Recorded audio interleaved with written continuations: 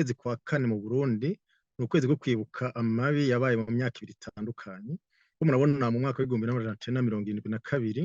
umuhari ubu ukoresheje abicanyi bawo yita ngo n'abagwanashaka batanguje isekeza ryo kumara abatutsi. Bikaba byatanguye ku itariki mirongo ibiri n'icenda z'ukwa kane. Nico gituma rero ariho twahereye mu kwibuka, ni itariki ibabaje. Uyu mwaka wo murabona ko tuvyibutse mu gihe ujya mu guhitongo ni uwo kunywanisha no kurekuranira mu Barundi ariwo severe, wongereje umurindi wo gupfuvya ibyabaye ihonyabwoko ryagombaga gukorewa abatutsi.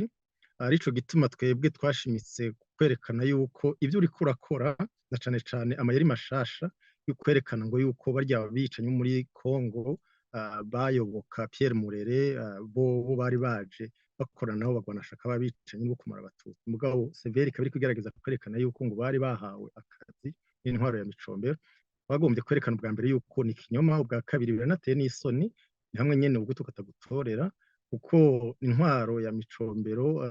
ntiyari gushobora kwironderera ko abaza kwisamburira ko yabayemera ko abanyagihugu. Ubwa kabiri abo barwanyi ba Murere bari abagwanya intwaro ya Mobutu Sese Seko, mukaba muzi kandi ibintu bizwi hose mu Burundi gusa yuko intwaro ya Micombero yari ifitaniye ubucuti bukomeye n'intwaro ya Mobutu Sese Seko, ku buryo ata muntu afise ubwenge bukora neza yokwemeza yuko Micombero ni leta yiwe bari gushobora gukorana n'abagwanya intwaro ya Mobutu. Nico gituma twagize tuti ivyo bintu birababaje ariko birateye n'isoni kubona abantu bitwa n'abanyabwenge bakoresha abashakashatsi mu rwego rwa doktora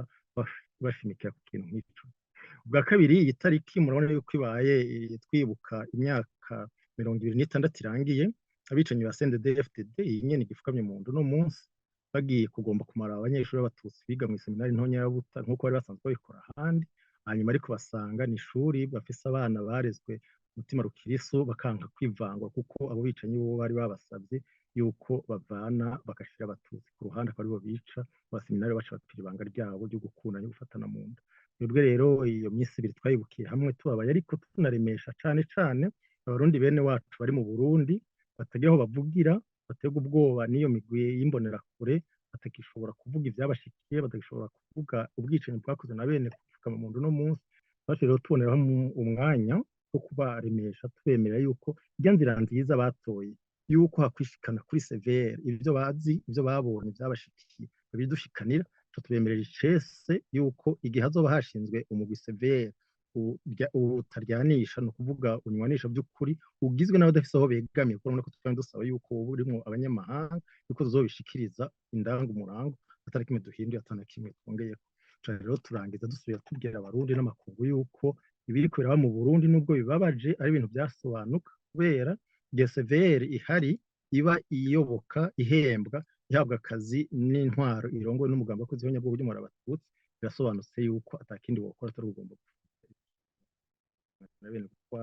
n'ababanje